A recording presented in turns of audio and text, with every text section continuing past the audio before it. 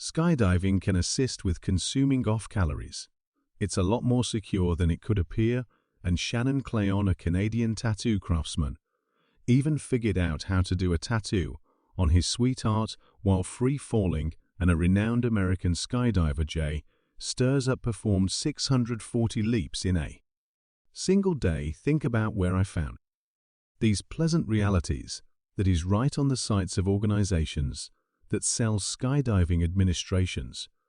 Obviously, their sites highlight no notice of the extraordinary number of appalling cases that happened when this outrageous movement didn't go as arranged. You disregard the stunning perspectives when you understand your security bill is unfastened or the breeze blows your drop squarely into the stones.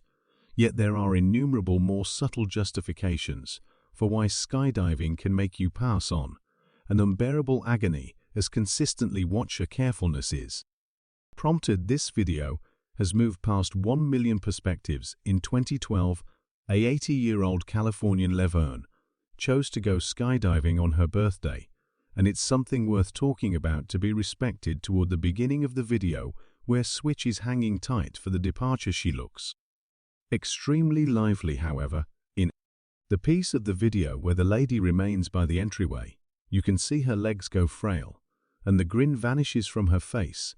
Switch unexpectedly adjusted her perspective and said a reasonable no yet, as though to support her. The teacher snatched the lady and leaped off the plane with her by and by in no time flat.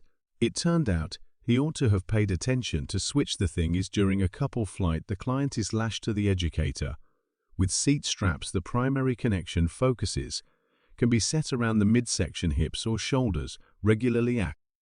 Proficient educator would check the belts before the leap, so the client is both agreeable and connected safely to the point of being protected.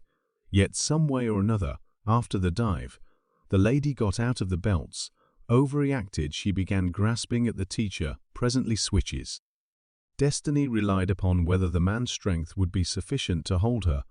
Until the arrival in this recording, we see Switch hanging on with a death grip.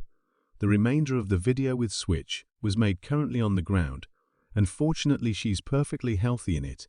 At this point, the lady was irate that her seat straps were not as expected. Check. Yet, you need to understand that regardless of whether all is great with the parachute, a thrilling flight can be transformed into a genuine misfortune with simply a whirlwind or the smallest error in the estimation of the full way. This is particularly obvious about hops in a wingsuit. It's a streamlined garment with nylon films between the arms, the legs, and the storage compartment, which permit the individual to fly evenly, looking like bird or bat flights. It's for the most part utilized by base jumpers. They don't for even a moment need to fly any place, as in a wingsuit. They can essentially leap off a bluff or another tall stage. Then the flight bearing is controlled with the slant of the arms or the legs. Prior to landing, one simply opens a little parachute, and that is all there is to it. Doesn't sound as well hard, however. As a general rule, a ton of base jumpers have endured definitively on the grounds that they neglected to deal with this sort of guiding. The thing is, how much time you need to respond to risk and stay away from a misfortune is 5 seconds max. An American named Jeb Chorus encountered this firsthand in his 18 drawn-out vocation in base hopping and wings fitting. He performed bunches of troublesome leaps. One of them, for example, was from the Eiffel Pinnacle. However, when he leaped off Table Mountain in South Africa in 2012, something turned out badly. He was flying at a speed of around 193 km each hour when he out of nowhere hit his leg against a level stone projecting from the beginning, broke his lower leg's 3 toes, and his fibular bone, tore his left foremost cruciate tendon, and experienced a skin cut, for the end of which he required a skin relocate. He needed to remain in South Africa for north of a year to recover and have the option to return home. When writers asked him how his recuperation was going, the man addressed that he felt as though he was taking not pain relievers, but rather agony, and he lucked out substantially more frequently. Such errors cost wingsuiters Their lives in 2016, an Italian outrageous games aficionado IR Schmier was live-streaming his wingsuit plunge from the highest point of Kundig Mountain in Switzerland. This is the means by which the live stream starts here. IR is feeling extraordinary. Let his watchers know that today they're going along with him on his flight. Then the person places the camera in his pocket and hops down eventually. The watchers hear a peculiar accident, like a sound, and IR shouts the experience stream's remark. Segment got overwhelmed with many messages. The watchers were attempting to see if IR was okay and requested that he answer as quickly as possible. Anyway, the creator of the recording always avoided the video outline. Nobody realizes what precisely occurred. In that moment, however, IR supported wounds that were contrary with life. Unfortunately, when something turns out badly during a leap, the individual's possibilities of endurance drop to almost zero. Alexander Poi was likewise a well-known bash jumper whose jumps earned huge number of perspectives. On YouTube, Poi didn't just leap, he performed complex tricks. For example, in 2013, Alexander flew at a speed of roughly 249 km each hour through the tight Batman Collapse Mona at Spain. This stunt has been seen north of 13 million times. He appeared ready to take on any perilous test, yet no. In August of 2016, he was in the French Alps set to play out his next wingsuit trip. For this, Alexander went to a somewhat well-known hopping place called the base, yet the vicinity between the stones made the spot extremely hazardous for base jumpers, leaving a great deal of them harmed by him. By this didn't stop Alexander. He made certain of his impressive skill and capacity to escape what is happening sound. So, without thinking for a really long time, he only jumped into the chasm. Everything went all around well, as it continuously did. Alexander was moving, making sharp turns, and planned to open his parachute to L soon, when out of nowhere he misjudged the distance to a stone and collided with it at fast. Tragically, it was difficult to endure such an effect. The most terrifying thing is that Alexander became one of the 7 individuals who passed on during a leap from the base in a year. So, for what reason really do individuals deliberately face such a challenge? Chief Richard Perry, who made films about this sort of thrill seekers, says all wingsuiters truly comprehend that each flight can be their last. However, the sensation they experience during flying is, as would be natural for them, worth biting the dust for. Yet unfortunately, it's exactly this mentality toward hopping that causes an ever-increasing number of lamentable occasions. On October 8, 2013, Viktor Kovic, a Hungarian outrageous lover, was doing a preparation hop from the highest point of Tianmen Mountain in the public backwoods park in China. Not long before the big showdown, Viktor wasn't there alone. Different skydivers and admirers of this stunning scene went along with him on the mountain, and there it is, the flight. The spectators watched in interest as Viktor floated over the recreation area until he vanished from sight, and afterward, the man didn't show up in a little while too. And the most terrifying thing was that he didn't reach out. A pursuit and salvage activity was coordinated, and around 200 firemen and cops were involved. The region's troublesome landscape convoluted the mission, since everybody comprehended Viktor could be any place in a gorge in the woods. He might have become involved with a tree, when out of nowhere he was found. The man lay at the foundation of a 100 em tall stone. When the heroes moved toward him, plainly Viktor wasn't breathing any longer. He had supported a head injury and lost a great deal of blood. So it turns out even proficient wingsuiters aren't resistant to mishaps, particularly when the impression of a thrill essentially doesn't cut it for them any longer. And as verification, there's a story that happened that very year to Czech Sutton. He was the stand-in who, during the initial function of the Olympic Games in London, did a parachute hop spruced up as James Bond. After such a commotion, in the next year, Point and his companion were welcomed to the Alps as visitors of an organization gaining practical experience in shooting outrageous games there. The 2 companions were taken up in a helicopter over the Gruneton region, where they plunged in wingsuits from the faltering level of 3,300 m. The men had been wanting to play out a supposed nearness flight. This implies that Imprint and his friend were flying as close as conceivable to the mountains and rocks. Intentionally, this procedure is utilized by skydivers who trust customary flights are excessively simple for them. Time elapsed, and Imprint's companion was the main one to land in the assigned spot. What exactly happened to the popular double that day is as yet unclear, since the police don't give broadened remarks. We just realize that Imprint was seen as dead later. That leap, and he probably collided with a stone. Yet there's something much more perilous than wing-fitting gathering parachute. Hopping on August 27, the 1,967 skydivers from Ohio were given the chance to leap off a changed military plane from a height of 6,000 m. It was a North American B-25 Mitchell plane.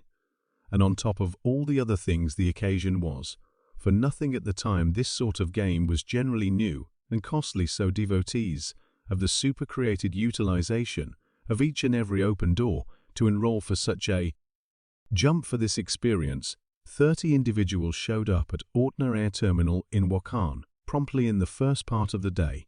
Upon appearance, they figured out the flight probably won't occur because of expanded darkness. This annoyed the members. They needed to pause and trust the weather conditions would move along. In the early evening, the haze facilitated only a tad spot, and afterward, the pilots chose to remove the skydivers, rushed to put on some extra comfortable garments over their jumpsuits, since at the elevation from which they would bounce, the temperature arrived at short 34 C, and the plane had no separation or warming except for when every one of the members had their spot in the vehicle. It turned out there was such a large number of travelers, and the plane was overburdened, so the less experienced skydivers were approached to empty their place for their more experienced associates. The members who were left at the air terminal contemplatively watched the plane take off. Without them, however, they didn't have the smallest thought that this awful occasion would save their lives. At that point, the aircraft pilot was depending just on the dispatcher's guidelines to keep on track, as the mist was still very thick, and it was inordinately difficult to control the plane.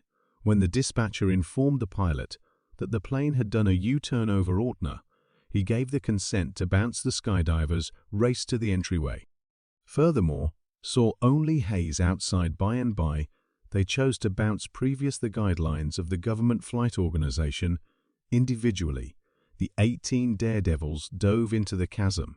In 30 seconds, a leap into the mist is a remarkable encounter. It's like falling into puffy cotton sweats and taking off directly into obscurity. However, the skyjumpers' happiness didn't keep going long. Just before the arrival, the mist began scattering, and the jumpers saw that they were falling squarely into a lake, a completely exhilarating experience transformed into a genuine endurance test, since the parachuters arrived into the super cold water and began suffocating. The abundant layers of attire promptly kicked wet and off, pulling the skydivers to the last. An off-the-clock shore watch official saw the parachuters and immediately educated the salvage administrations. He included 30 regular citizen boatmen in the quest for the people in question, yet their endeavors were hampered by the cold and solid breeze. 2 men on a joyboat saved 3 skydivers, yet not a single one of them could be revived. Yet, what might be said about the rest? They never made it to the shore. When the plane got back to the runway, the pilot figured out he had quite recently sent the skydivers to unavoidable demise. Yet, how did this occur, as it ended up just after the plane took off?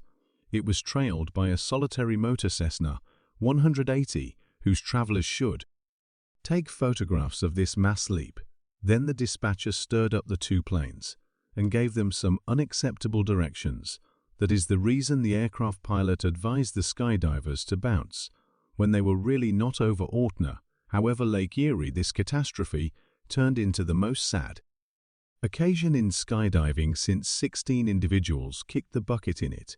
In regards to the subject of who's liable for the episode, feelings contrast some, except it was the pilot's shortcoming and others fault the dispatcher.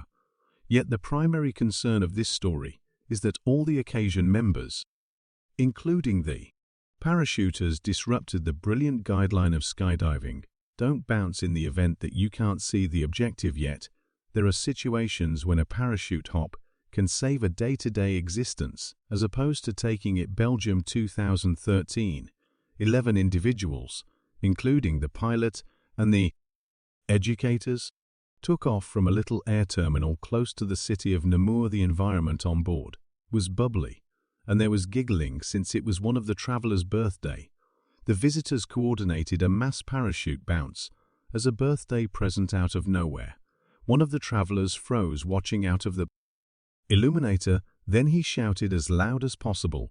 The breeze wing, as it turned out a couple of moments after departure, at an elevation of around 3 km, a piece of the plane wing severed. The travelers began terrifying as the plane was about to start crashing. The main way out was to bounce, yet the vehicle was shaking such a lot of that everybody was being thrown about this way and that. Separated from that, its falling direction looked like a winding, so it was challenging to hop with a parachute. Still, a threesome of thrill seekers faced a challenge and plunged without a second thought. In a second, the plane crashed close Fernelmont town. The 3 travelers who leaped out with their parachutes were viewed as not a long way from the accident site. Every one of them were dead, as well as the other travelers, the educators, and the pilot. Perhaps if the casualties had responded quicker, a parachute bounce would have saved their lives, like during the occurrence that occurred in Wisconsin in 2013.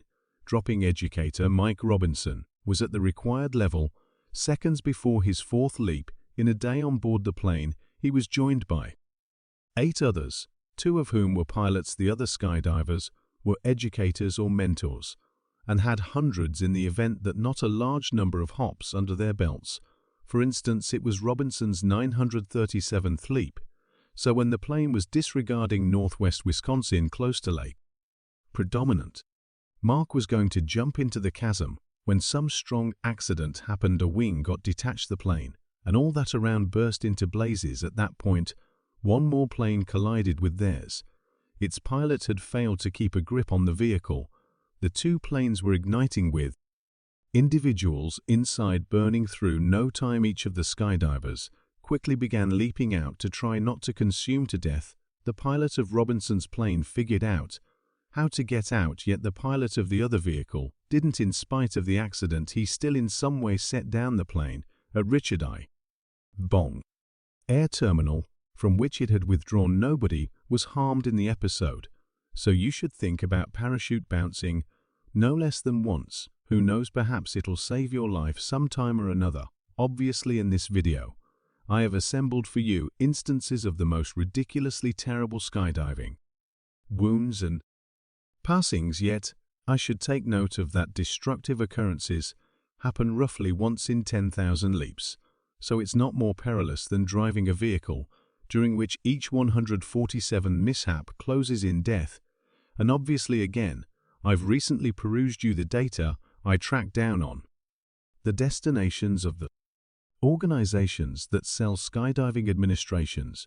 Write in the remarks if you really think it wise to follow through with something like that in the wake of watching this video, and what outrageous occasions you might want to hear more about in later episodes.